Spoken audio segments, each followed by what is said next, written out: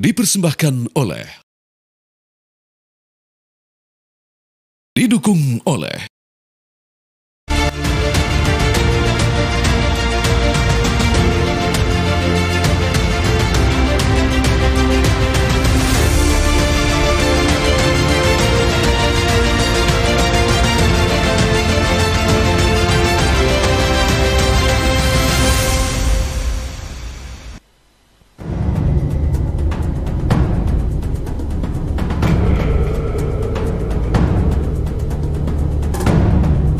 Enak banget ya Gus ya, jawabnya sambil baca catatan tadi. Yang penting ini bukan catatan Mahkamah Konstitusi. Bagaimana cara mengatasi greenflation? Tidak saya jelaskan karena kan beliau kan seorang profesor. Kalau bertanya yang kayak gitu-gitu tuh recehan gitu. Recehan. Oleh sebab itu tidak layak dijawab. Sepertinya Prof. Mahfud agak ngambek ya, soalnya saya sudah 2 kali memberikan pertanyaan yang sulit.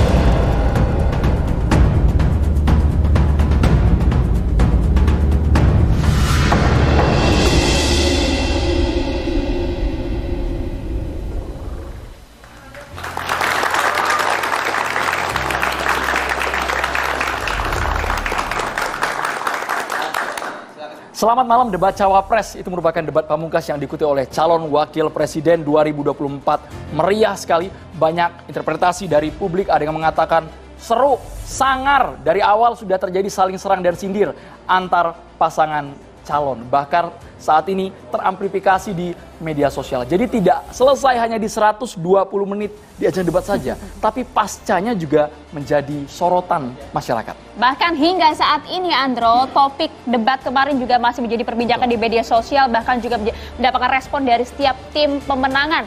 Kita akan bahas juga bagaimana kemudian dampaknya terhadap elektabilitas dari setiap pasangan calon usai debat keempat kemarin. Kita bahas nanti bersama dengan sejumlah narasumber kami. Kami pun juga melibatkan generasi milenial apa Gen Z nih? Ini Gen Z. Sudah hadir juga. Kan kita juga Gen Z. Andrew maksa ya. Sudah hadir juga bersama kita semua ada Sekolah Tinggi Hukum Galunggung Tasikmalaya, Jawa Barat. Karena jauh-jauh dari Tasikmalaya jadi harus meriah teman-teman ya. Kumaha Mang? Sampurasun. Afdol. Ada satu narasumber di sisi kiri, kita ajak Mbak Grace Natali. Bisa gabung sama kita Mbak Grace Natali. Tepuk tangan buat Mbak Grace Natali. Langsung saja Mbak Grace Natali, Wakil Ketua TKN Prabowo Gibran. Ya, tidak sendirian, juga hadir juga di sini ada Mbak Samara Abadi, pendukung Prabowo Gibran. Selamat malam Mbak Samara. Malam.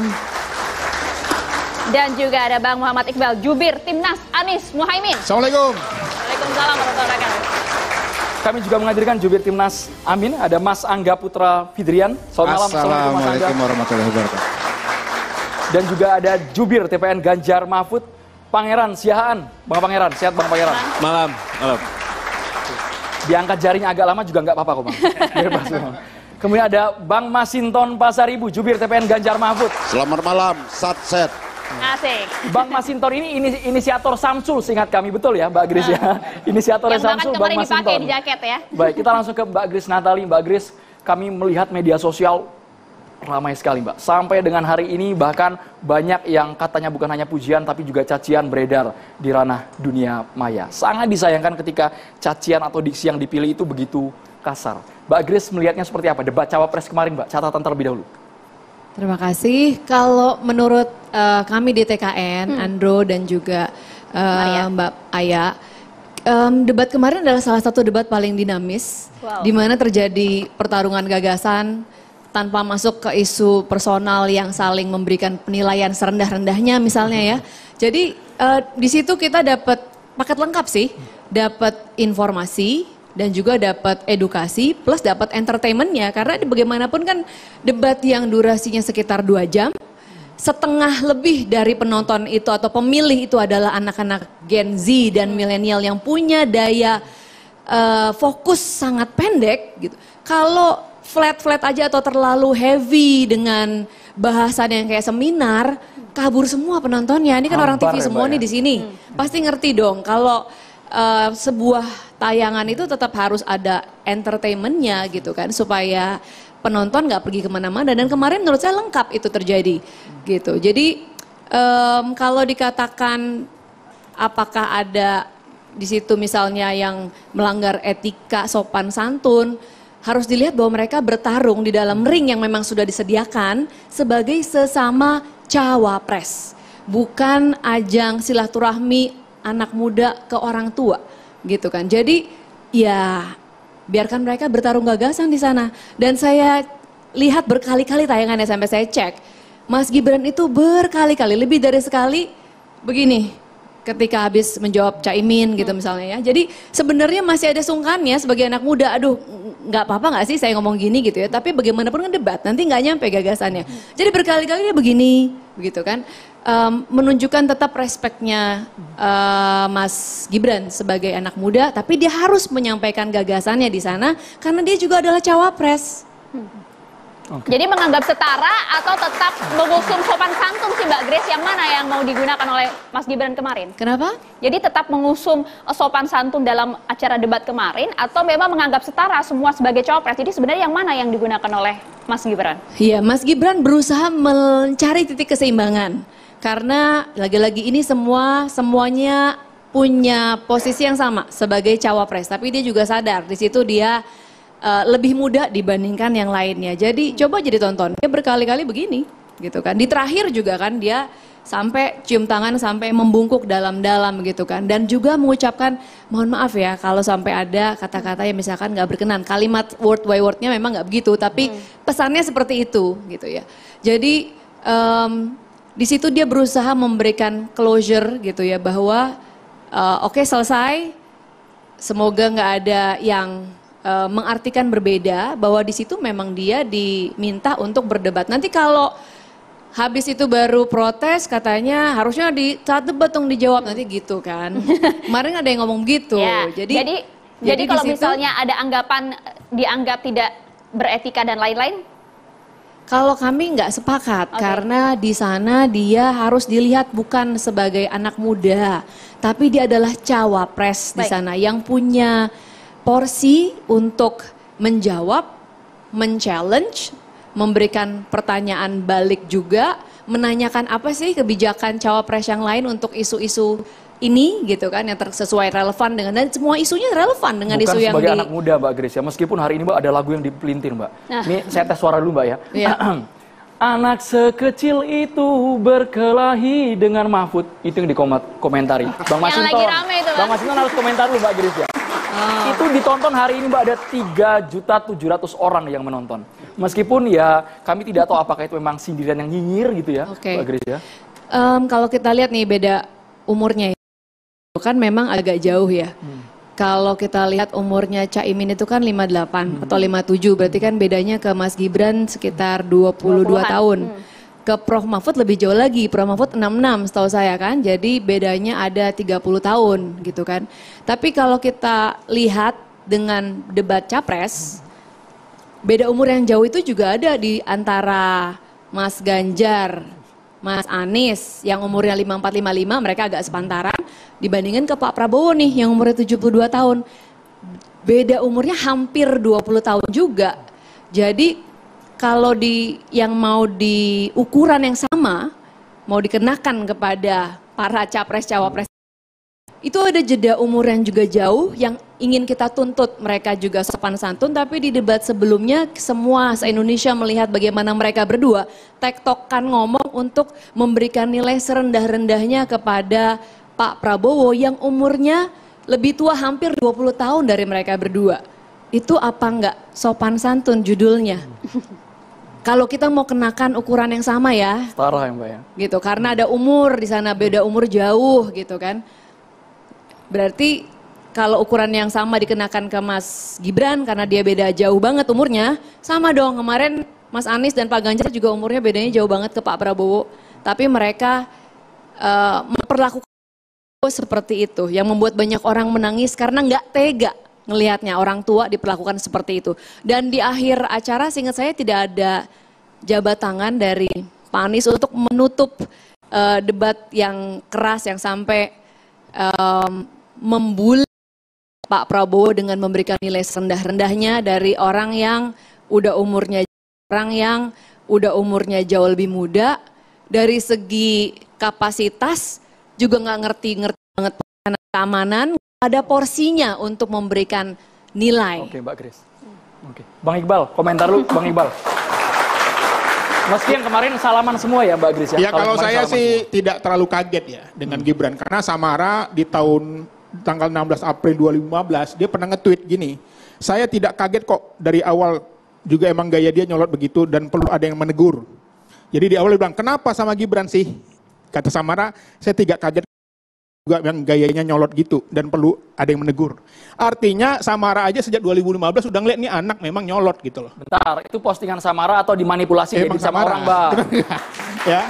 Samara ada di sebelah loh, Bang. Makanya saya nggak kaget. Ditambah lagi postingannya 2018. Saya tidak tahu bagaimana seorang yang diwarisi sebuah dinasti politik bisa mengklaim diri sebagai perwakilan anak muda. Mewakili anak muda itu bukan sekedar soal usia, tapi juga soal kerja keras dan kompetensi. Kita semua para politisi muda harus berupaya membuktikan itu. Jadi sebenarnya sejak awal dari tim 02 ini dulu memang menganggap ada masalah dengan pencalonan Gibran. Makanya ada pantunnya, ya kan? Pergi berlibur ke Tangerang, pulangnya beli kue bika. Ya, boleh saja dalam berdebat menyerang, tapi harus tetap beretika. Nah, jadi saya Dan melihat. yang kemarin menurut Anda tidak beretika meskipun sudah dibantah sudah oleh Mbak pasti. Grace? Apa indikator yang pertama? Hasil analisis Don Emprit. Mas Ismail Fahmi mencatat bahwa 02 paling banyak sentimen negatif. Dan paling tinggi itu adalah Caimin. Ya hampir 80%. Termasuk yang kedua adalah Pak Mahfud. Itu satu. Itu indikator bahwa memang itu sentimennya negatif ya. Yang kedua, bahwa dalam perdebatan kemarin itu tidak ada yang substansi. Sudah ada 3 hal yang melanggar. Yang pertama, keluar dari arena. Itu udah jelas dari awal diingatkan, tidak boleh maju, ya, bergerak. Yang kedua, ya kan, menggunakan kata-kata yang tidak definitif atau istilah, ya kan. Yang tiga, gestur tubuh yang memancing, itu tidak boleh. Jadi menurut saya, dari segi aturan sederhana aja nggak bisa taatin. Apalagi aturan etika di Mahkamah Konstitusi yang dilanggar. Mbak Grace. Iqbal, kalau baca survei atau apa tuh tadi ya, Don Emprit, jangan setengah-setengah dong. Saya juga baca kebetulan kemarin di TV One ditampilkan tuh ya. Kalau dikatakan di situ yang paling positif siapa? Caimin. Di Don Emprit atau Ya. di yang lalu? Don Emprit yang sekarang, yang Di kemarin. Don Emprit yang sekarang. Lalu saya langsung live kok menyaksikan di oke. sebelah. Don Emprit kita harus cek lagi. Itu kan sentimen yang ada di media sosial ya. Kalau kita lihat nih, ini belum tentu bisa dijadikan patokan karena bisa jadi mixed review. Karena misalnya di debat yang sebelumnya, Don Emprit juga menangkap bahwa ada sentimen yang negatif, paling negatif ke Pak Prabowo, tapi di sisi lain di TikTok paling kan positif Pak Prabowo yang juga. terbaru, jangan yang Jadi sebelum-sebelumnya. Kita jangan ngulang-ngulang cerita lama. Kita yang sekarang ini kan data survei yang terbaru, periodik. Data yang terbaru, baru kemarin surveinya. Bukan yang kemarin-kemarin, ini kita bahas. Ini juga baru, survei ini Don Emprit baru 2 minggu yang lalu. Artinya Mas Gibran membaca paling survei banyak itu sentimen juga jangan negatifnya gitu loh. Jangan dibalik-balik aja ceritanya. Dilihat sentimen itu bisa mix. Gitu. Samara. Ya, saya mungkin mau menambahkan dari Sis Grace tadi ya. Karena sebenarnya kalau kita mau lihat data yang bisa diakses semua, kita baca saja Google Trend. Kalau kita baca Google Trend, tidak ada keyword negatif terkait Mas Gibran. Sekarang keyword yang sedang trending adalah inflasi hijau, membicarakan tentang substansi. Jadi silakan aja buka di data Google Trend sebagaimana percakapannya gitu. Karena kita jangan hanya pakai satu indikator Don Emprit, ada berbagai macam banyak analisa media sosial yang menunjukkan bahwa percakapannya oke-oke saja. Kalau kita buka TikTok dan lain sebagainya, percakapannya cukup positif. Jadi jangan hanya berbasis pada satu platform. Apalagi kalau merasa karena algoritma bisa membuat bubble tersendiri di dalam Twitter gitu. Meskipun juga sempat trending topik kata Songong Mbak di Twitter. Ya boleh saja, tapi kan media sosial tidak hanya Twitter, ada TikTok, ada YouTube, ada yang lain-lainnya. Percakapan tidak hanya sebatas pada Twitter. Makanya saya khawatir, takutnya kita hidup dalam satu bubble tertentu begitu. Nah sekarang saya mungkin mau menjawab kali ya. Ya, karena kita hari ini dari tadi bicara etis-etisan. Menurut saya etis ini menarik sekali gitu ya. Kalau saya mau bicara masalah etika dan keetisan, boleh nggak saya balik pertanyaan ini kepada bapak-bapak yang duduk di sini. Dan saya menarik juga, saya baru sadar, ya Sis Grace, ternyata kita perempuan satu-satunya dari tim Prabowo Gibran yang dikirim ke sini, di meja ini. Nah, kalau saya balik sekarang, ketika kemarin Profesor Mahfud menyatakan food estate gagal, mengkritik pemerintahan Pak Jokowi, menyatakan hukum tumpul ke bawah, hukum tumpul ke bawah dan tajam ke atas, tajam ke bawah dan tumpul ke atas. Saya mau tanya, Prof Mahfud itu pembantu presiden loh Mbak. Pemerintahan yang sudah ada, saya belum selesai bicara. Nanti kalau saya sudah selesai bicara, kita boleh ditanggapi. Tadi kan Bapak bicara dari tadi nyerang-nyerang saya juga diem aja gitu kan. 03 juga nggak sabar bicara. Makanya saya mau nanya, bisa nggak menjawab Twitter ini benar nggak gitu Nanti loh. ada waktunya Bang, tahan dulu. kita minum dulu aja. Silakan Samara. Jadi biar saya selesaikan dulu. Dituntaskan. Ya, jadi tadi kemarin ketika Prof Mahfud mengkritik food estate, mengkritik soal hukum yang dimana beliau adalah Menko Polhukamnya, beliau adalah pembantu presiden, beliau adalah bagian dari pemerintahan tersebut. Ya kan? Apakah itu etis? Seorang pembantu presiden mengkritik pemerintahan yang dimana dia adalah bagian dari pemerintahan tersebut. Sekarang saya mau tanya juga. Konteksnya kan cawapres, Mbak. Saya mau tanya juga, loh kalau begitu kenapa masih menjadi menteri? Pemerintahan yang beliau ketika beliau bicara hukum, beliau adalah Menko Polhukamnya loh. Hukum itu di bawah beliau. Sekarang saya mau tanya juga, Gus Muhaimin adalah Ketua Umum Partai Kebangkitan Bangsa PKB adalah bagian dari pemerintahan saat ini. Apakah etis Gus Muhaimin mengkritik pemerintahan saat ini masih menjadi bagian dari pemerintahan saat ini, tetapi masih menjadi bagian dan mengkritik menjadi cawapres? Saya mau tanya lagi, Pak Tom Lembong. Pak Tom Lembong ketika itu adalah menterinya Pak Jokowi, sekarang menyerang Pak Jokowi mengatakan bicara soal contekan segala macam. Apakah itu etis? Seorang mantan pembantu presiden mengkritik, membicarakan persoalan contekan. Bang Masinton, izinkan saya selesaikan bicara dulu. Singkat Bang. Dan satu lagi yang terakhir, Pak Anies dalam debat pertama dan debat ketiga. Pak Anies ketika diberhentikan oleh Presiden Jokowi sebagai menteri, yang menolong, yang mensupport, yang menjadikan Pak Anies Gubernur DKI Jakarta namanya Bapak Prabowo Subianto, Ketua Umum Partai Gerindra. Pak Anies menyerang, membabi buta Pak Prabowo dalam debat pertama dan debat ketiga. Orang yang menolong beliau, apakah itu etis? Saya sekarang tanyakan kembali, silahkan publik menilai. Kalau kita mau bicara santun-santunan, akan banyak hati yang tersakiti. Soal etis ditanggapi Masinton dulu, ditanggapi Masinton dulu. Jadi betapa berat memang mencuci pelanggar etik, sehingga kita juga mengabaikan etik. Ya. Jadi kalau orang bicara fakta, etis tidak. Teman-teman yang muda-muda, ya, inilah bermartabatlah dikit, jangan kebanyakan makan martabak. Jadi saya nih, ya, saya berada di partai pendukung pemerintah. Saya di DPR mengkritik itu mana yang benar, mana yang tidak. Jadi kalau ada menyampaikan fakta, lu jangan bicara tentang etik. Prof Mahfud kemarin sebagai calon wakil presiden, ya, beliau menyampaikan satu fakta, keresahan masyarakat tentang penegakan hukum. Kalau beliau menyampaikan bahwa hukum itu masih tajam ke bawah, tumpul ke atas, itulah suara masyarakat. Nah kemudian, ya, ini kita bicara tentang forum debat itu adalah forum orang-orang bermartabat, seharusnya. Karena tidak semua anak bangsa ini punya kesempatan dalam kontestasi capres dan cawapres. Maka gunakanlah forum itu secara etis, gunakanlah forum itu secara martabat, berdebatlah secara bermartabat. Bangsa ini lahir dari perjuangan dan pergumulan pikiran dan ide anak-anak muda. Mereka berdebat, tetapi mereka berdebat secara bermartabat. Bangsa ini. Kemudian bangsa ini, republik ini lahir dari ide-ide anak muda ketika mau merdeka. Mereka di sidang BPUPK itu berdebat secara terhormat, tidak merendahkan, tidak menjatuhkan. Yang minggu malam yang mana Bang? Bagian tidak terhormat, apakah tidak bermartabat debat pada minggu malam yang kemarin Bang Masinton? Loh iya, sangat bedain ya. Bedain respon Prof Mahfud. Ini recehan, saya nggak perlu tanggapin. Itu respon, ya, karena beliau ingin mengajak semua perdebatan itu secara bermartabat. Bagian mana yang nggak bermartabat, Bang? Biar jelas. Yang nyari-nyari itulah begini tuh, nggak ada tuh perdebatan. Itu kasar, keras sama kasar, bedain. Nah jadi, ya. Kasar, mohon maaf, harus dijelaskan. Kasar, Bang. Kasar itu begini-begini. Terus yang menanyakan Cak Imin mencatat itu kasar. Enak ya Cak, katanya gitu. Gitu loh. Kalau sikap keras, tegas, itu bedain. Itu Prof. Mahfud itu memiliki sikap tegas. Kita harus mengembalikan forum itu secara bermartabat, bukan forum gimmick-gimmick hanya untuk memenuhi konten sosial media dengan cara-cara yang tidak bermartabat tadi. Jadi sumbernya puncak gunung esnya ya adalah di pelanggaran etika berat di MK.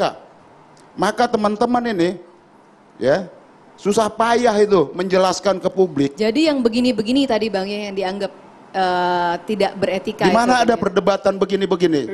Di mana ada perdebatan di dunia ada begini-begini?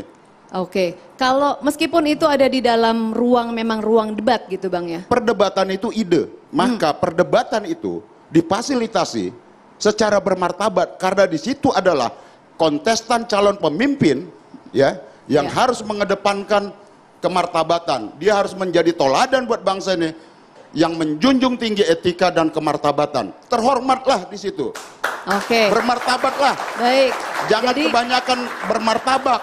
Oke. Itu martabak yang ditampilkan. Oke, jadi kita catat bersama ya. Kita catat bersama. Jadi ternyata yang dianggap tidak beretika itu adalah ketika Mas Gibran itu begini-begini karena dia sebenarnya ingin mengekspresikan jawabannya itu belum ketemu Prof. Saya merasa jawaban dan pertanyaannya nggak klop. Itu kan sebenarnya maksudnya gitu ya. Nah, ya biasa aja kalau nggak ketemu ya nggak ketemu. Kalau begini-begini. Itu kalau orang yang punya etika Mbak, ya. Kalau kita berdebat, saya nih dari mulai mahasiswa terbiasa kita bersikap kritis. Terbiasa kita berdebat dengan orang yang berbeda. Tetapi kita respect terhadap orang yang berbeda sama kita. Kita menghormati pendapatnya, kita tidak pernah melecehkan. Saya nggak tahu apakah Mbak melatih ketidakmartabatan itu di dalam Jadi berdebat tuh nggak boleh melecehkan ya Bang ya. Saya mau belajar nih dari Bang Masinton. Enggak, yang saya pengen tanya jadi berdebat boleh saya dulu sama bentar. Jadi nggak boleh melecehkan, nggak boleh menghina orang gitu lah Bang ya. Itu forum, itu forum cawapres. Nah tadi, kalau saya punya poin, kalau Bang Masinton bilang yang begini-begini aja udah nggak sopan, yang begini-begini udah nggak sopan. Kalau yang nilai, kita bergantian, bicaranya bergantian. Bapak Ibu, apakah kita hanya membahas gimmick hal-hal yang sensasional saja? Karena kita juga butuh. Kalau begini-begini Mbak Grace, Bang Masinton. Kalau masalah nilai tadi ya, masalah nilai ketika debat capres, itu yang dinilai adalah kebijakan. Oke? Saya bukan catat orang. Saya catat nih. Tidak ada merendahkan di sana. Bang, jangan kebanyakan catatannya nggak selesai. Catatannya bisa 3 halaman ini. Kalau begitu Bang Masinton kan tadi bilang. Catatannya boleh disimpan dulu Mbak Grace, karena kami lihat di depan sudah ada iklan mau lewat Mbak Grace. Kita kembali sesaat lagi. Biar lebih lengkap. Terima kasih. Saat lagi.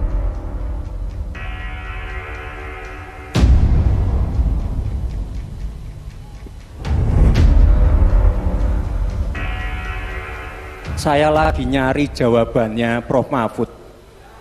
Saya nyari-nyari di mana ini jawabannya. Kok nggak ketemu jawabannya?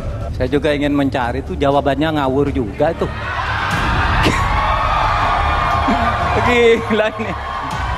Semua ada etikanya. Kita diskusi di sini bukan tebak-tebakan definisi, tebak-tebakan singkatan. Kita levelnya adalah policy dan mungkin Tuhan mulai bosan melihat tingkah kita yang selalu salah dan bangga akan dosa-dosa. Jangan ugal-ugalan, jangan ngangkangi aturan, jangan sembrono, ojo sakarepe dhewe. Tantangan zaman now membutuhkan solusi zaman now. Tentunya anak-anak zaman now perlu lebih banyak lagi dilibatkan.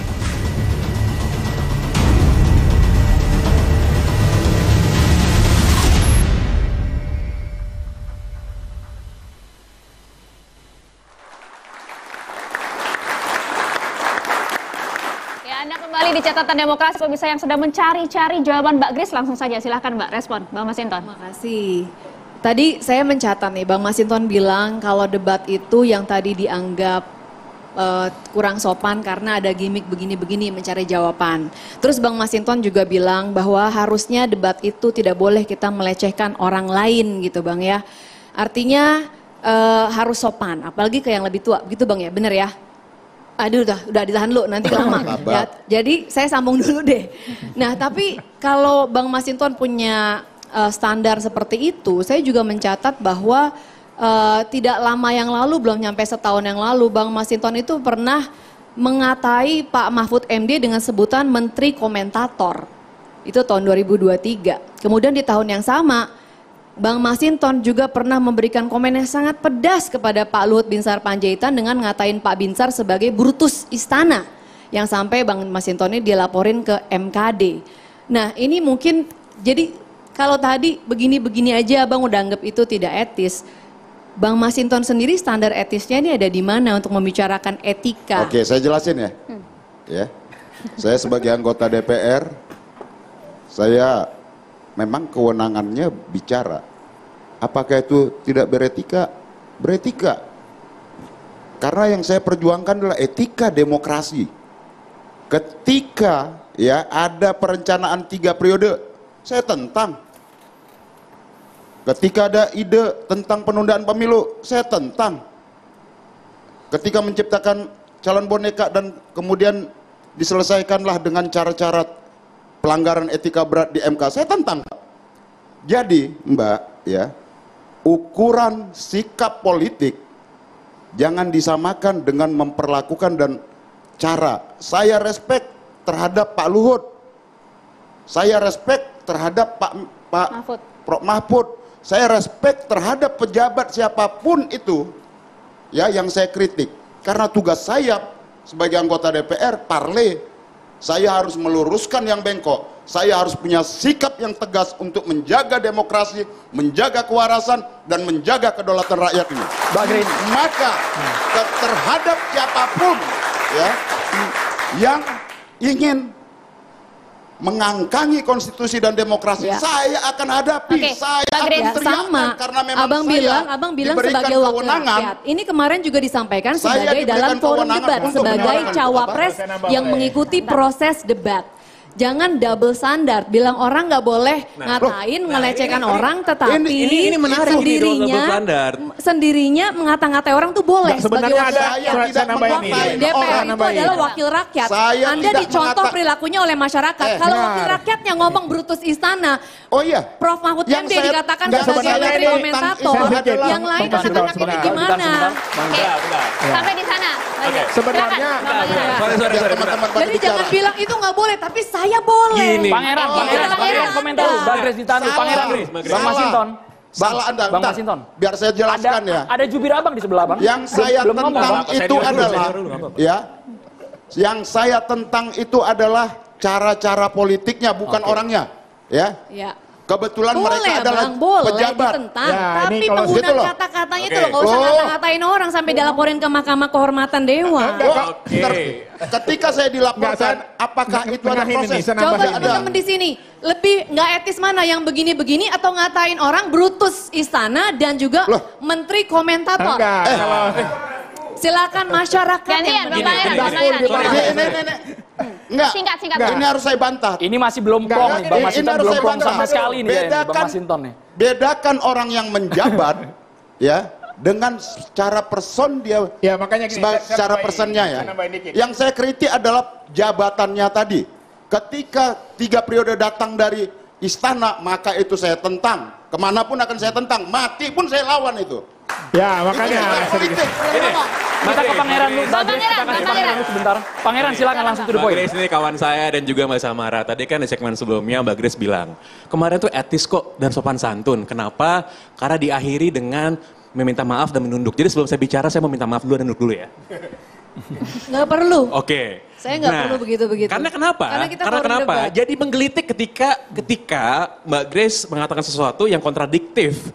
Dan double standar seperti motor matic gitu, standarnya ganda. Kenapa? Karena bagaimana ketika di debat sebelumnya, ketika 2 orang warga negara biasa sebenarnya kebetulan lagi maju sebagai capres, mempertanyakan kinerja Menteri Pertahanan, dianggap tidak sopan dan tidak etis. Tapi ketika 3 orang cawapres berada di atas panggung debat, lalu diberikan gerakan-gerakan yang tidak menghormati, lalu juga memberikan pernyataan-pernyataan yang meremehkan, bahkan menolak untuk mengelaborasi pertanyaan dengan dalih, kan Anda profesor. Jadi bagaimana yang satu dikatakan itu adalah menyerang personal karena mempertanyakan kinerja, ya, lalu tiba-tiba kita melihat badai tangisan di sosial media, tapi ketika ya ada sebuah gerakan merendahkan, pernyataan yang juga merendahkan, lalu dianggap itu adalah hal yang etis karena diakhiri dengan meminta maaf. Saya rasa ini merupakan sebuah pertunjukan akrobat logika bagi warga negara Indonesia yang menurut saya akan membuat banyak orang bingung. Jadi yang sebenarnya etis itu yang mana? Gitu. Kayaknya apakah Pangeran salah nonton debat atau gimana? Itu keduanya bukan mempertanyakan kinerja Menhan, itu mempertanyakan, tapi memberi nilai, menjudgment namanya. Memang tidak boleh. Warga negara Indonesia tidak boleh memberikan nilai kepada pejabat publiknya. Bukan dong, di situ konteksnya mereka sebagai sesama kontestan capres. Yang sebenarnya warga Indonesia. Betul. Loh, mau dia capres, mau dia cawapres, posisi adalah dua orang warga negara biasa yang kebetulan lagi jadi capres. Enggak. Tapi bukan pejabat publik. Enggak kebetulan gitu. lah, orang cuma ada 3 capresnya kok kebetulan. Nah, makanya itu, kalau misalnya tidak boleh mempertanyakan, apakah memang kalau orang lagi menjabat nggak boleh ditanyain? Ya, tidak boleh dipertanyakan mana datanya boleh, dibilang salah, tapi bukan dimana dihakimi. Kayaknya Anda menghakimi. masalah menjabat dan menghakimi, partainya Mbak Grace sering deh ke Pak Anies Baswedan waktu jadi gubernur.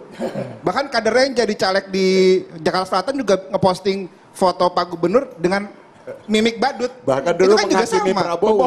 Betul. Dan ini dan satu lagi yang perlu dikatakan adalah ketika usai debat ketiga ya, presiden kita Pak Jokowi itu mengatakan bahwa kalau berdebat itu visi misi, jangan nyerang personal. Dan semua setuju ya, semua setuju. Tapi rupanya kemarin pada saat debat cawapres ada yang luput rupanya menaati arahan dari Pak Presiden. Kalau kami ya, nomor 3, paslon nomor 3, Pak Ganjar dan juga Prof Mahfud, kita sepakat. Kita ngomongin visi misi, tidak nyerang personal. Yang mana nyerang personal, Mas? Malam yang mana nyerang personal di minggu udah malam? Dikatakan di bagian mana? Ketika diminta untuk elaborasi, dinyatakan tapi Anda kan profesor. Itu apakah itu sebuah hal yang kita nggak usah ngomongin soal etika yang jelimet-jelimet lah. Sebenarnya ada, kalau saya nih ya, ada lagi beberapa poin penting. Ini Mbak Grace dan ini kok Samara. kompak banget ya barisan sini sama sini. Saya ingin menambahkan. Kompak kali. Ya. Jadi kalau kita bicara tentang adab ya kan, ada ketum PSI dulu bilang Pak Anies pembohong di depan presiden.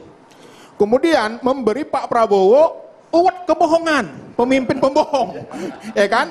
Lalu Samara 23 Januari nulis gini, saya nggak mungkin bersama Pak Prabowo karena saya tidak mungkin berada di barisan di mana ada seorang yang sejarah kelam terhadap penculikan aktivis bangsa ini. Siapa itu Bang? Siapa itu Bang? Samara yang ngomong, jadi itu lebih sadis menurut saya. Itu sadis. Samara silakan. Beretika. Saya mau jawab 2 hal dulu. Ya, kita kasih ruang Jawab dulu yang pertama, pertanyaan saya Anda bilang Gibran nyolot. Nggak apa-apa, Bang Iqbal ini kebetulan maju di Jakarta Selatan. Satu-satu dulu, Bapak-Bapak. Jadi kita beri tepuk tangan. Kita kasih ruang dulu, Siapa tahu Bang Iqbal akan dapat suara besar di dapil saya dulu. Silakan Samara. Bisa jawab nggak pertanyaan saya? Nyebut itu politik dinasti, nyebut Gibran nyolot dan harus diberitahu. Gak apa-apa. Kita akan jawab pertanyaan yang pertama adalah semua orang bicara soal Mas Gibran katanya tidak santun dan lain sebagainya. Ketika Mas Gibran berbicara hal yang sangat penting, hal yang sangat substantif terkait green inflation, Pak Mahfud menjawab itu dengan pertanyaan recehan loh. Padahal itu pertanyaan yang sangat penting, pertanyaan yang sangat-sangat relevan di masa saat ini ketika transisi energi memang menyebabkan pertanyaan tadi yang lain bicara saya tidak pernah memotong. Saya izinkan saya berbicara selesai, nanti silakan ditanggapi masing-masing ya. Yang kedua, memang ada orang yang senang hidup dalam perpecahan, ada orang yang senang hidup dalam persatuan. Kalau saya memilih hidup dalam persatuan. Kemarin saya hadir dalam sebuah acara di mana Pak Prabowo menyatakan kita harus menang tanpa ngasoraki. Menang tanpa menyakiti. Pak Jokowi itu menang tanpa menyakiti. Mengajak Pak Prabowo gabung ke dalam pemerintahannya. Dan Pak Prabowo berjiwa besar untuk bergabung dalam pemerintahan Pak Jokowi. Saya ini siapa? Kita ini semua siapa? Kalau dua tokoh besar itu bisa bergabung, mencontohkan kepada kita bahwa persatuan yang paling penting, kebersamaan yang paling penting. Siapalah kita ini semua. Iya, kalau bersatu gak usah ada pemilu lah. Kalau bersatu gak usah ada pemilu lah. Kita semua berkontestasi di sini. Kita semua berkontestasi di sini. Kita semua berkontestasi di sini. Kita tuntaskan Samara dulu, Bapak-bapak. Kita tuntaskan Samara dulu, Bang Iqbal. Jadi kita semua sekarang sedang berkontestasi gitu. Semua sedang berkontestasi. Selesai kontestasi, kita kembali berekonsiliasi. Itu yang dicontohkan oleh Pak Jokowi dan Pak Prabowo. Bayangkan kalau ketika COVID-19, Pak Prabowo tidak bergabung dalam pemerintahan yang sama. Kemarin kalau boleh saya mau kasih satu contoh.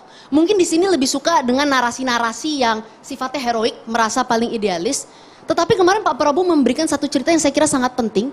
Ketika banyak orang yang mau mati untuk dia berjuang, di tahun 2019 dan mendatangi dia bilang, Pak, saya mau mati untuk Bapak. Dan Pak Prabowo menjawab, tidak, kamu harus hidup untuk saya, kamu tidak boleh mati. Akhirnya Pak Prabowo menyatakan, saya ingin bergabung dalam pemerintahan Pak Jokowi. Karena sudah cukup perpecahan ini, sudah cukup polarisasi ini waktunya kita ini perlu saya jelas. Ini saya menjawab. Saya mau jelas Gantian, Bang Angga. Itu memang hidup dalam perpecahan dan persatuan itu pilihan. Kalau kita kan milihnya persatuan. Narasi yang tadi Mbak Samara sampaikan, itu kalau di Jakarta kemarin PSI juga lega dengan Pak Anies, mungkin di Jakarta lebih baik pemerintahannya. Tapi kan pilihan partainya untuk beroposisi dan itu fine. Demokrasi itu perlu ada check and balances dan Pak Anies tidak pernah mempermasalahkan sikap PSI kepada beliau. Kita masuk ke debat cawapres, Mas Angga ya. Nah, ini masuk ke intinya. Mas Angga, PSI nggak pernah menyerang Pak Anies, yang kami kritisi kebijakannya. Silakan dicek jejak digital partai. Kita balik ke debat, Bang. Kita balik ke debat, Bang. Kita balik ke debat, Jadi kan tadi saya disela ya. Jadi tapi gini, mungkin saya menjawab beberapa poin. Pertama, saya sepakat sama Bang Pangeran Siahaan bahwa yang dikritik pada debat capres adalah kinerja Menteri Pertahanan aktif. Menteri Pertahanan aktif, dia masih aktif, belum cuti, dia masih memanfaatkan APBN. Itu yang perlu digarisbawahi. Dan kemarin banyak sekali menteri dan gubernur aktif yang ada hadir di debat gitu. Itu bisa dilihat sama semua orang. Ya, itu hal yang wajar ya. Menteri aktif yang hadir di situ. Nggak ada di 1 sama 3 kayaknya. Nah, terus satu lagi. Kaitan sama oke lah, mungkin berdebat ya itu nggak apa-apa gimmicknya. Tapi masalahnya substansinya aja salah. Ngomongin green inflation tadi Mbak Samara bilang. Green inflation, tapi kan itu bukan fashion. Enggak, saya nggak bilang green fashion. Sorry, mungkin Mbak Grace yang salah dengar. Ngomongin green inflation tadi, itu bukan ngomongin demo yellow jacket di Prancis, nggak cuma itu. Ngomongin tentang naiknya harga bahan pangan ketika biofuel, bahan bakar itu bahan pangan dijadikan biofuel. Di mana di visi-visinya Mas Gibran, itu ada ngomongin dan dorong biofuel. Lah, gimana? Dia yang punya visi misi, dia yang ngomongin concern, dia nggak menjawab sama sekali. Kenapa Caimin nggak jawab kayak gitu kemarin? Saya juga nggak tahu, tanya Mas Gibran. Lalu kaitan sama pertanyaan kepada Caimin gitu ya, ngomongin bioregional development, itu tidak dijawab sama sekali sama Mas Gibran. Jadi kalau mau savage oke lah, buat konten TikTok fine. Tapi substansinya yang jelas, substansinya yang benar. Jangan dibohongin, masyarakat jangan dibohongin. Ngomongin ada food estate sukses. Kayaknya semua orang tahu deh, dari 600 hektar food estate di Gunung Mas yang dibilang sukses sama Mas Gibran, itu cuma 3 hektar jadi jagung. Jadi ditanam singkong, yang tumbuh jagung di polybag, yang dipanen kayu meranti. Itu 600 hektar, Mas yang dibilang sukses cuma 3 hektar. Nggak, sebenarnya ada lagi. Mas Angga, siapa yang membohongi dan siapa yang dibohongi? Dijawab sesaat lagi hanya di Catatan Demokrasi. Pemirsa, kita segera kembali. Kalau substansinya kuat, tidak perlu banyak atraksi. Rumus itu. Kalau substansinya kuat, tidak perlu banyak atraksi. Tapi kalau substansinya lemah, harus ditutupi dengan atraksi. Oke? Itu sederhana sekali. Yang kedua, ketika kita menyampaikan gagasan, akan bisa terlihat mana gagasan yang otentik, mana yang kosmetik. Oke? Melihat arah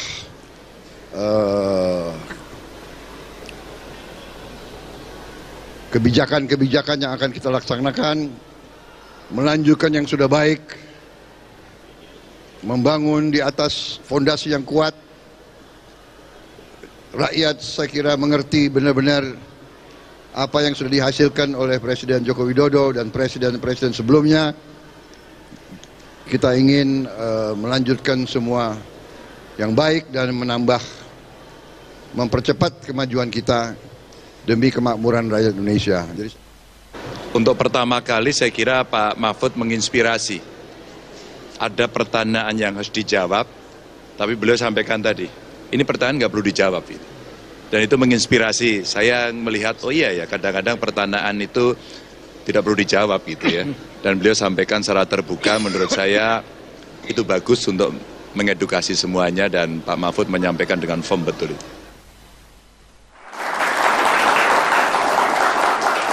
Ya, kalau kemudian ketiga capres tadi menanggapi soal substansi dari debat, Anda tadi juga menyoroti hal itu Bang. Jadi siapa yang bohong dan siapa yang dibohongi?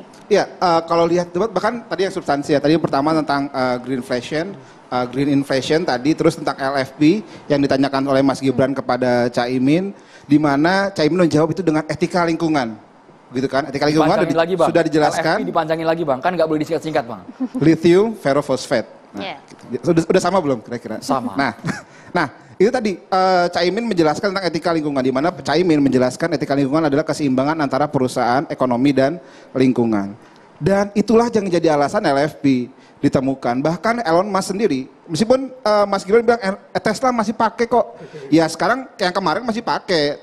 Elon Musk sendiri bilang bahwa riset yang ke depan kita akan mau pakai LFP. Kenapa? Karena dia lebih murah dan lebih ramah lingkungan. Sesuai dengan etika lingkungan yang disebutkan oleh Caimin. Tapi Mas Gibran responnya ada bilang Caimin tidak menjawab substansi. Itulah kalau orang nggak ngerti values, ngertinya cuma teknis-teknis aja. Dan mungkin itu yang tadi disebut sama Pak Anies Baswedan gitu. Kalau otentik, dia bisa menjelaskan values-nya apa segala macam. Tapi kalau misalnya teknis-teknis, mungkin itu karena briefingan kira-kira gitu. Dan mungkin untuk menggambarkan semuanya, dibilang bahwa ini mewakili cara anak Mbak, kalau nggak salah Mbak Samara juga nge-tweet itu kan. Kalau orang muda ngomong sama orang tua kok dibilangnya nggak sopan. Saya lebih muda 2 tahun dari Mas Gibran. Tapi saya tahu mana yang ngomong keras, mana yang nggak sopan. Orang tuh biasa di debat-debat mahasiswa, di BEM, di yang lain-lain gitu ya. Ngomong keras tuh biasa, tapi bukan berarti nggak sopan. Dan memang kalau orang yang punya pengalaman organisasi banyak, itu tahu mana yang sopan, mana yang keras, mana yang nggak sopan. Kalau emang nggak pernah berorganisasi, dapat yang instan-instan aja, mungkin nggak bisa bedain mana yang kritis, mana yang nggak sopan. Bagus. Ini kalau begini, kalau forum debat paling enak jadi yang paling tua ya. Soalnya semuanya harus sopan sama yang paling tua.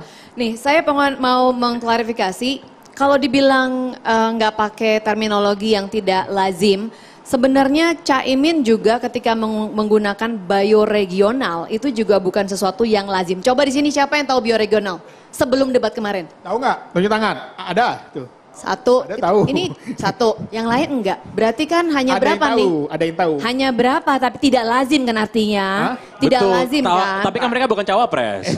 Poin saya adalah itu kan istilah yang lazim atau enggak? LFP kalau kita tanya ke sini juga mungkin nggak tahu, tapi cawapres atau bukan, kan gitu. Nah sekarang gini, pertanyaannya, kan sebelum ada aturan baru. Nah makanya ini, makanya sebentar, Pangeran, setahu saya umur Anda lebih muda juga daripada saya. Siap. Oke, jadi kalau mau main umur, mau begitu kita mau main umur. Kita tidak main usia Ibu Bapak ya. Oke nih, sekarang pertanyaannya Mas Gibran itu terkait dengan greenflation, bukan apa definisi greenflation. Anda dengar aja lagi rekamannya. Pertanyaannya adalah bagaimana cara mengatasi greenflation.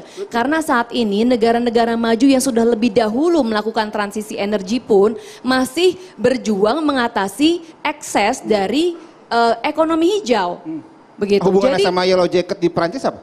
Ya itu juga. Apa? Bagian dari efek ketika ada kenaikan harga-harga atau barang-barang akibat dari ekonomi hijau. No. The Yellow Jacket di Prancis. Greenflation itu kan artinya. Yellow Jacket yang di Prancis. Greenflation itu artinya adalah kenaikan. Artinya adalah ada kenaikan harga-harga atau barang-barang akibat kita menggunakan energi yang lebih Jawabannya bersih Mas Gibran misalnya. apa? Sekarang tarif listrik di negara-negara maju yang menggunakan energi baru dan terbarukan lebih mahal ketimbang kita yang pakai batu bara. Apa? Ya kalau kita kan kita udah bisa baca, kita bisa tanya jawaban Mas Gibran apa kemarin? Anda kan katanya itu pertanyaannya apa? Pertanyaannya Mas Gibran adalah bagaimana cara mengatasi greenflation. Betul, jawabannya Mas Gibran adalah?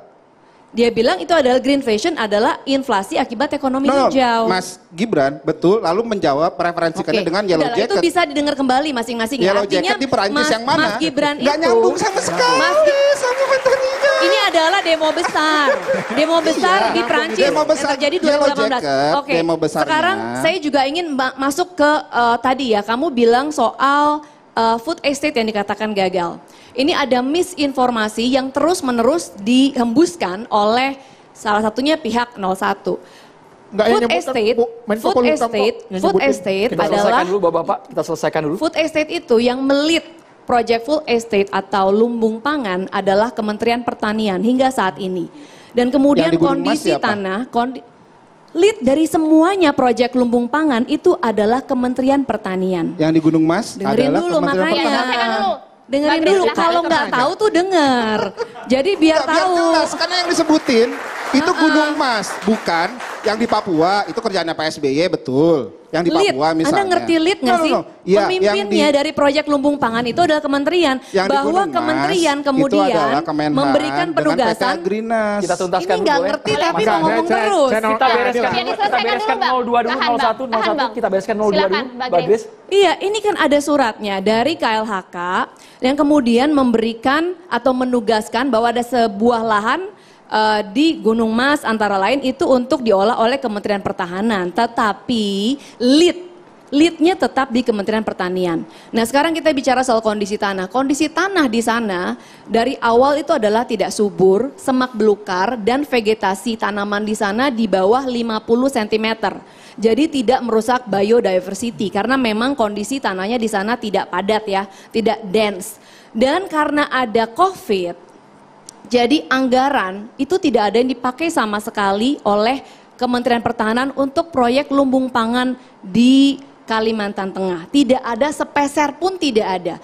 Tapi karena Pak Prabowo ingin agar waktu tidak terbuang, karena ini kan tanahnya kondisinya nggak bagus, perlu treatment. Lapisan paling atas itu perlu dikasih treatment supaya bisa ditanami bibit.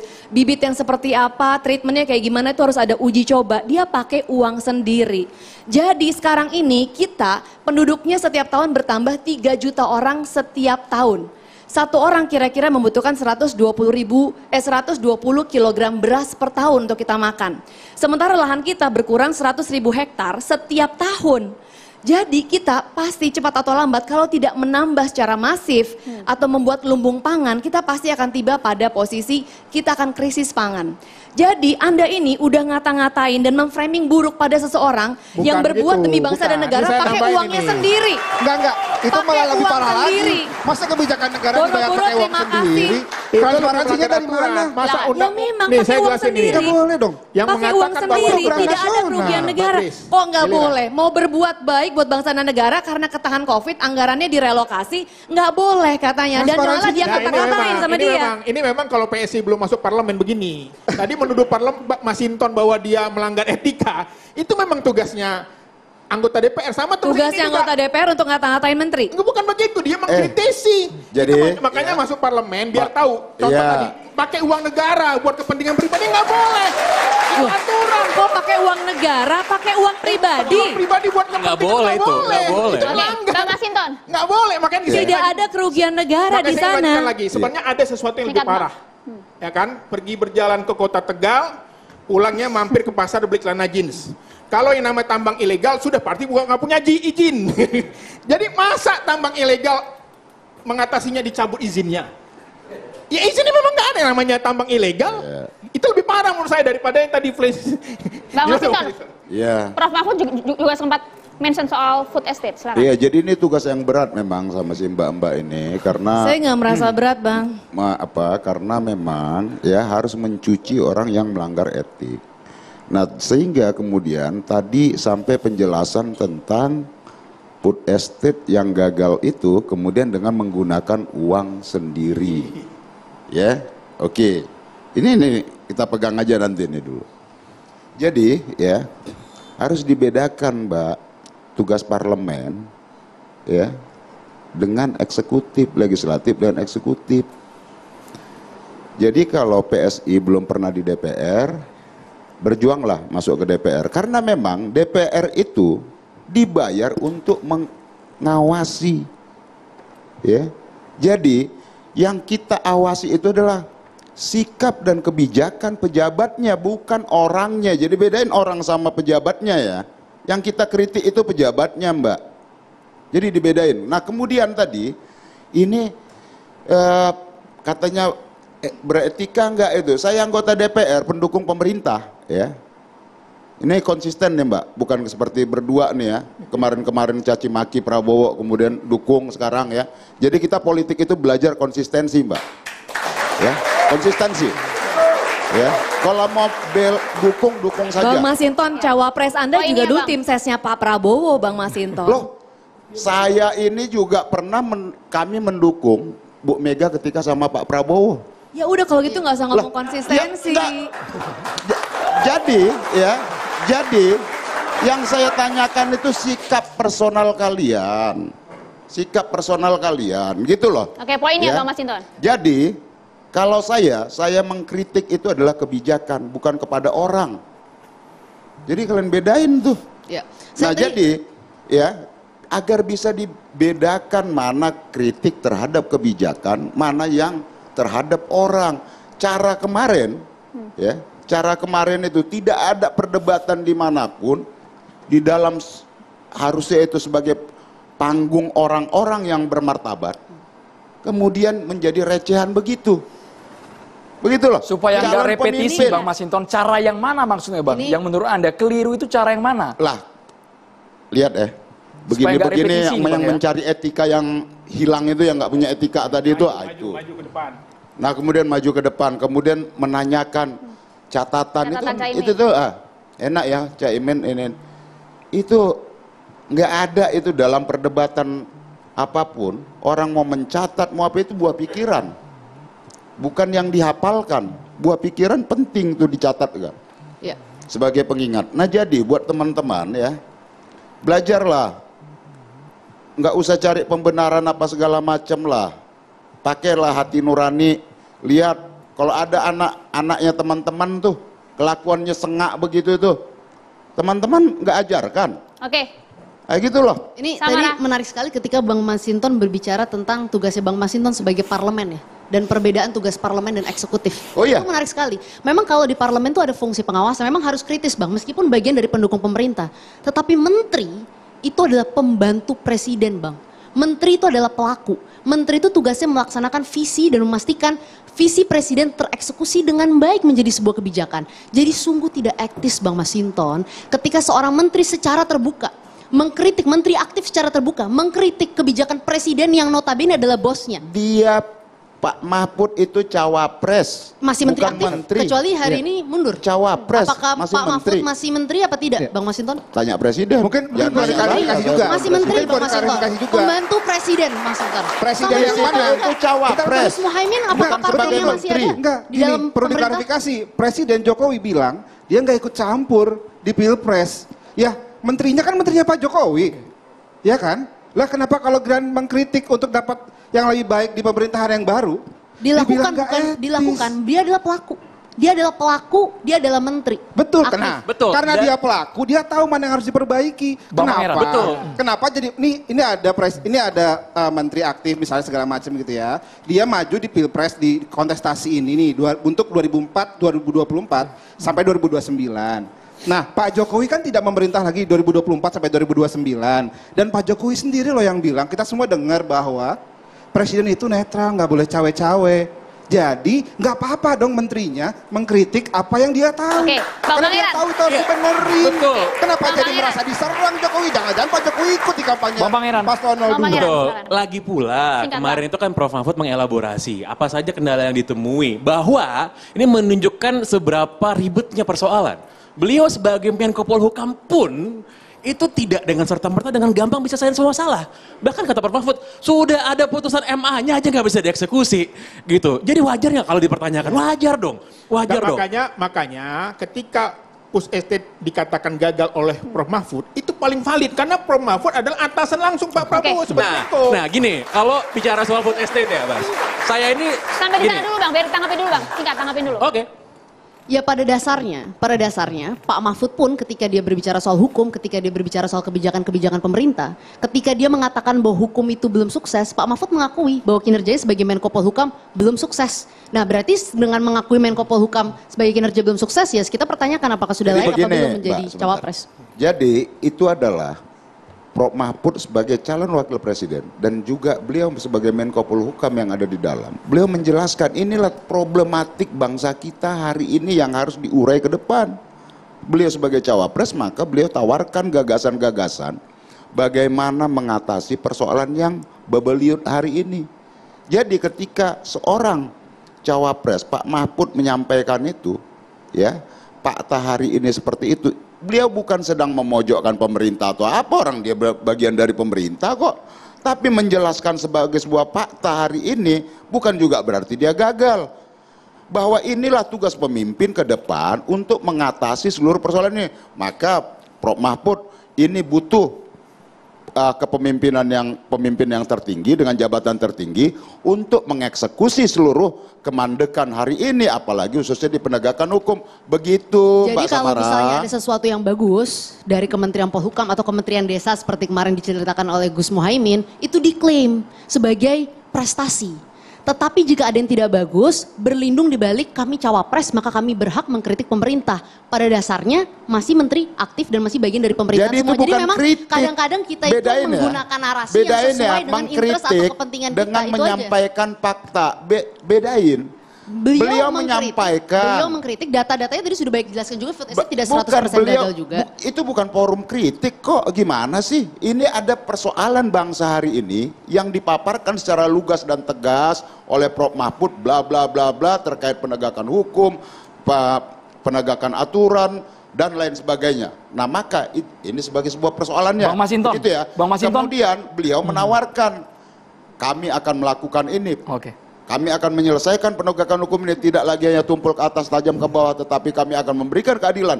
Itu jadi benarlah kau melihatnya itu. Bang Masinton, kami juga Begitu harus loh. iklan. Kita kembali sesaat lagi hanya di Catatan Demokrasi pemirsa.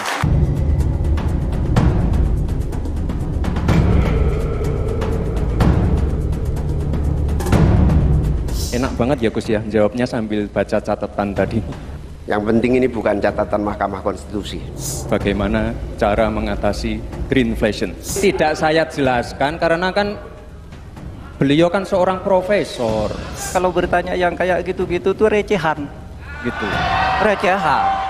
Recehan. Oleh sebab itu tidak layak dijawab. Sepertinya Prof. Mahfud agak ngambek ya. Soalnya saya sudah 2 kali memberikan pertanyaan yang sulit.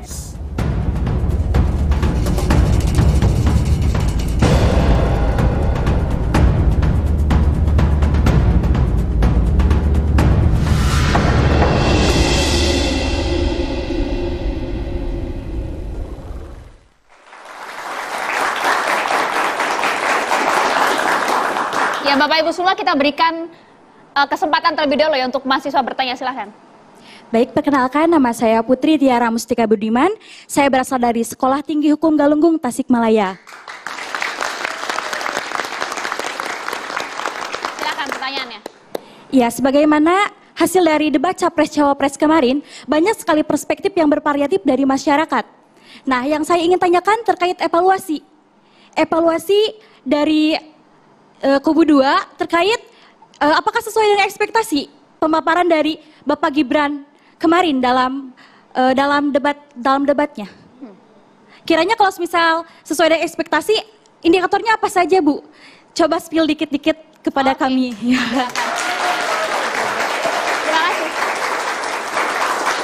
Makasih pertanyaannya, saya mencoba menjawab. Kalau dari kami sesuai bahkan melebihi ekspektasi karena Mas Gibran bisa menyajikan jawaban yang tidak hanya bisa dieksekusi tapi juga lebih ke masa depan gitu. Misalnya ketika dia bicara bagaimana mengatasi krisis pangan. Krisis pangan ini udah di depan mata kita loh.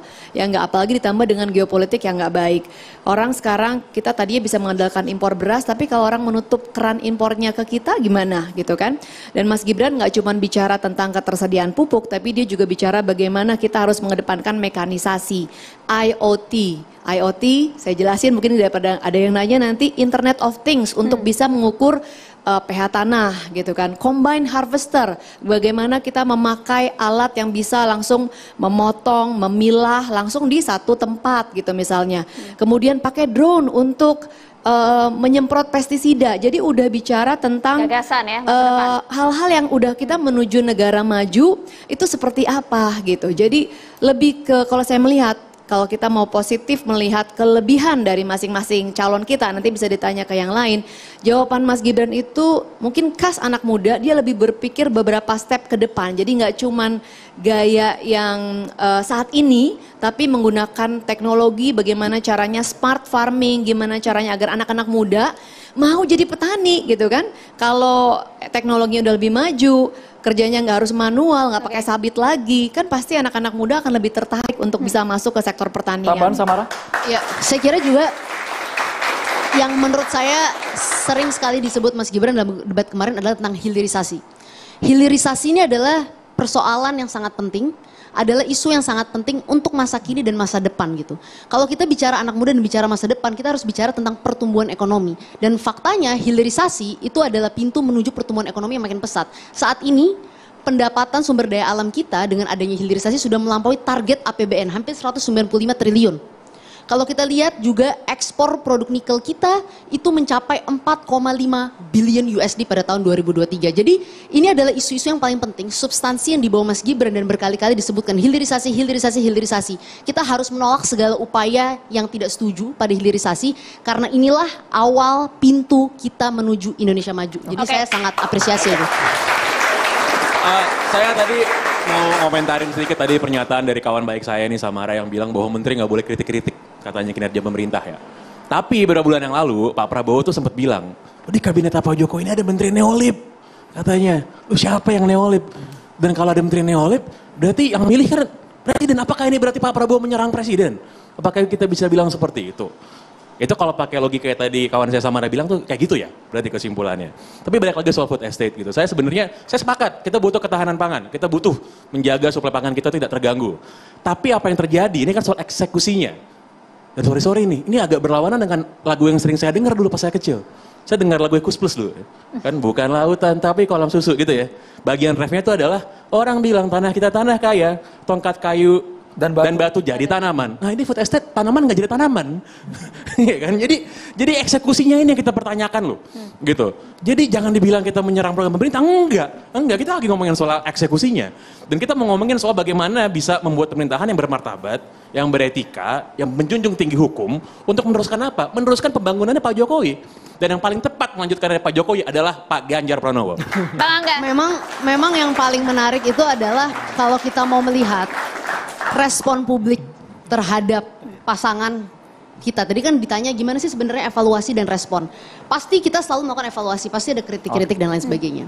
Tetapi kita harus melihat fakta dan reaksi masyarakat. Kita semua di sini boleh berdebat dan berbicara berbagai macam isu. Nyatanya dari debat pertama hingga saat ini, survei Pak Prabowo dan Mas Gibran konsisten naik dan hari ini berada di angka 48,5%. Artinya apa? Artinya publik, masyarakat merasa puas, merasa senang, dan merasa bahwa pilihan yang terbaik untuk melanjutkan pembangunan Pak Jokowi ke depan itu namanya Pak Prabowo dan Mas Gibran. Oke, Bang Iqbal, bergantian. Silakan. Silakan Bang Angga. Yang di tengah sama-sama satu kan, jangan rebutan ya, yang di tengah ya. Gantian. Ya, terima kasih. Mungkin kalau misalnya di overall gitu ya, overall kita lihat bahwa Gus Imin itu secara konsisten terus bicara tentang perubahan, apalagi kemarin beliau mengutip tentang bahwa bicara perubahan itu untuk lingkungan itu nggak cuma dibicarakan sama aktivis aja. Orang selalu bilang ini aktivis aja nih ribet segala macam, tapi bahkan pemuka agama juga ngomongin itu gitu, ngomongin pertobatan ekologis gitu. Itu yang disampaikan bahwa ngomongin lingkungan itu masalah kita bersama. Pak Caimin juga ngomongin ada 4 keadilan. Salah satunya keadilan antar generasi, di mana beliau sebagai pemimpin, calon pemimpin itu tidak mau mewariskan lingkungan yang rusak kepada generasi berikutnya. Gitu. Itu yang dipertegas oleh Caimin dalam konteks debat kemarin. Itu yang perlu juga disampaikan bahwa ketika anak muda itu nggak cuma bicara tentang umurnya, tapi juga tentang apa yang dibawa oleh paslonnya untuk mereka, untuk anak mudanya gitu. Kita nggak mau eksploitasi sumber daya alam gila, ugal-ugalan, hilirisasi ugal-ugalan, yang nantinya tidak menghasilkan apa-apa, tidak mewariskan apapun ke anak-anak muda di masa depan. Makanya kita butuh perubahan, pilih nomor 1. Bang Iqbal. Ini sejak awal sudah menyampaikan 3 statement Mbak Samara, tapi Mbak Samara tidak mengklarifikasi. Artinya benar bahwa Mbak Samara pernah mengatakan Gibran nyolot, yang kedua politik dinasti, yang ketiga Pak Prabowo terlibat dalam penculikan. Artinya kami melihat bahwa sebegitu labilnya, mudahnya berubah. Kemarin 23 Juni menyebut calonnya Pak Ganjar karena pro perempuan. Hari ini juga berpindah lagi ke Pak Prabowo. Tapi kami melihat bahwa ada sebuah kata-kata mutiara dari Syekh Abdul Qadir Al-Jailani. Dia mengatakan bahwa adab itu lebih tinggi dari ilmu. Kalau sekedar ilmu, setan pun lebih tinggi ilmunya dari manusia. Bang Masinton. Ya, jadi politik itu ya bicara tentang sikap, etika, tindakan yang konsisten. Apalagi anak muda terus konsisten. Gitu loh. Kalau saya bisa di track itu, gitu-gitulah. Dari dulu saya kalau yang sifatnya tidak adil, hal-hal yang prinsip saya tentang. Itu. Nah, kemudian ini bicara kita tentang cawapres, kita bicara tentang kepemimpinan. Kepemimpinan yang memang kita harus serius mencari pemimpin. Pemimpin yang menjunjung tinggi etika, moral, dan memahami substansi kepemimpinan. Bukan yang cuman sekedar teknis. Kepemimpinan yang menguasai persoalan. Kepemimpinan yang bisa membuat kebijakan, melahirkan rasa keadilan untuk rakyat. Jadi, pemimpin itu kita tidak bisa ecek-ecek mencari pemimpin kemudian kita bisa mentolerir pemimpin yang melanggar etika. Etika itu nggak mengenal tua muda, nggak mengenal usia. Kalau dia dasarnya dia tidak beretika, mau muda mau tua, ya nggak beretika.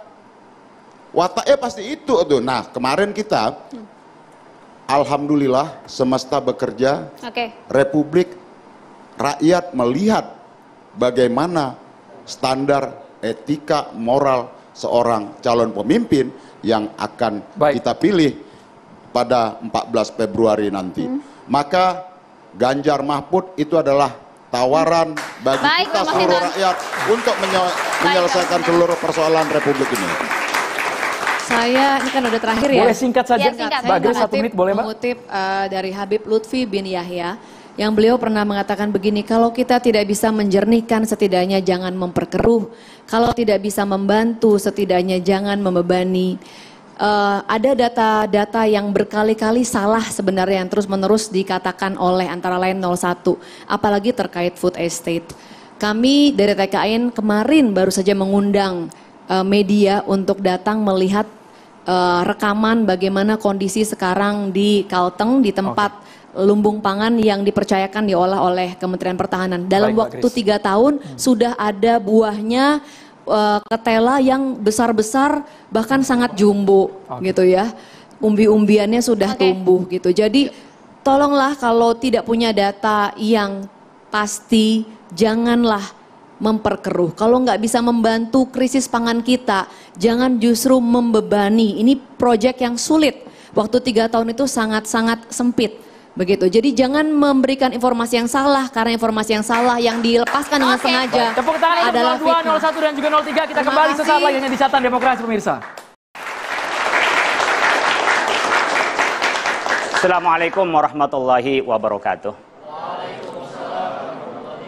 Alhamdulillah wassalatu wassalamu ala rasulillah wa ala alihi wa ashabihi wa mawalah la hawla wa la quwata illa billah. Kita mendengarkan dan mencermati, memperdebatkan debat ternyata lebih asik dari debatnya itu sendiri. Minimal banyak masukan data dan koreksi yang bisa kita ambil. Dan terlihat kalau saya sebagai penonton tadi di ruang itu terasa lebih nyaman dan lebih banyak dapat wawasan dan gak tegang. Saya kemarin nontonnya juga tegang. Tetapi saya ceramah kali ini kayaknya tidak untuk pada tim sukses, karena di antara orang yang tak bisa diceramai adalah tim sukses itu sendiri. Sama dengan orang sedang jatuh cinta. Jadi perdebatan itu sebenarnya hal yang mulia. Dan ketika memperdebatkan debat pada dasarnya adalah kita ingin mencari pengetahuan. Maka debat yang dilaksanakan oleh KPU adalah ganti dari bagaimana masing-masing itu adalah sosialisasi terhadap visi misinya. Yang dulu ada GBHN sebagai haluan bagaimana membentuk sebuah negara ini, sekarang diserahkan kepada visi misi dari Presiden dan Wakil Presiden. Tapi disayangkan, debat substansinya tidak menjadi perdebatan, tapi yang menjadi perdebatannya adalah gimmicknya, dan yang menjadi debat adalah etikanya. Yang sebenarnya debat itu adalah diperlukan. Untuk apa? Untuk mencari kebenaran, bukan kemenangan, apalagi menang-menangan. Tapi yang terjadi adalah debat itu dipakai untuk bagaimana meraih kemenangan, bahkan cenderung untuk menang-menangan. Oleh karena itu kita kembali kepada tujuan asal debat di KPU adalah untuk memberikan gambaran pada pemilih siapa yang lebih tepat untuk Indonesia ke depan untuk membangun bangsa ini. Oleh karena itu di dalam Islam sebenarnya debat itu tidak dianjurkan, kecuali karena dibutuhkan. Maka di dalam Islam kita menyebutkan wajadilhum billati hiya ahsan. Bermujadalah, berdebatlah dengan cara yang baik. Seperti apa cara yang baik? Disebutkan oleh Ismail bin Umar bin Kasir ad-Dimashqi, disebutkan manihtaja minhum munadharatan au jidalan. Kalau kita ingin memang munadharah, saling memberikan, melempar ide, atau kita memang jidal, kita ingin perlu berdebat, faliyakun, maka diperintahkan kita bil wajhil hasani. Ada 4 syaratnya untuk kita debat itu yang enak. Yang pertama bil wajhil hasani, wajah yang menampakkan respect. Jadi body language itu penting sebenarnya. Karena sebenarnya kalau kita melihat dari perdebatan ini, dari lisan yang disampaikan lebih banyak adalah melihat body language-nya. Kemudian birifkin, penuh respect, menghargai. Ya, kita bisa memberikan ruang pada masing-masing, bukan cari kelemahan masing-masing atau memberikan keunggulan masing-masing, tapi memberikan bagaimana gambaran yang terbaik. Kemudian bilayinin, bahasa yang santun, layinan, sebagaimana digambarkan oleh Nabi Musa ketika diutus oleh Allah Subhanahu wa taala kepada Fir'aun dengan kata yang baik. Kemudian bikhitabin hasanin, tentu dengan cara pilihan diksi yang baik. Kalau ada 4 hal ini maka perdebatan menjadi menyenangkan. Tapi kalau tidak ada 4 hal ini maka perdebatan bukan mencari kebenaran tapi hanya menang-menangan. Mudah-mudahan bermanfaat dan kita pilihlah, jangan sampai kita tidak memilih, karena itu tanggung jawab kita sebagai bangsa Indonesia. Terima kasih. Wallahul muwaffiq ila aqwamit thoriq. Assalamualaikum warahmatullahi wabarakatuh. Waalaikumsalam warahmatullahi wabarakatuh. Terima kasih banyak Kak Yolil Nafis, Mbak Grace Natali, Mbak Samara, thank you banget. Bang Iqbal juga terima kasih sudah hadir. Terima kasih juga sudah hadir Mas Angga, terima kasih Bang Pangeran, Bang Masino, terima kasih juga. Kita berikan tepuk tangan untuk mahasiswa kita yang sudah berpartisipasi hari ini. Anda yang menentukan masa depan Indonesia, pemirsa. Kami kabarkan Anda putuskan 14 Februari nanti. Saya Maria Segaf. Dan saya Andromeda Mercury. Beda pilihan boleh, tapi kita tetap harus berkawan. Selamat malam, sampai jumpa.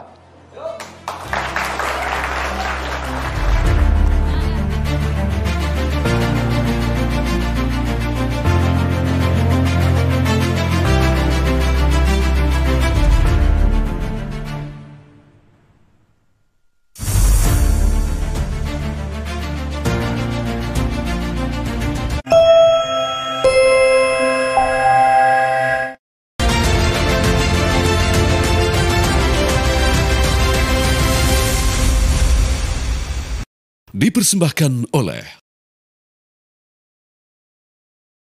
didukung oleh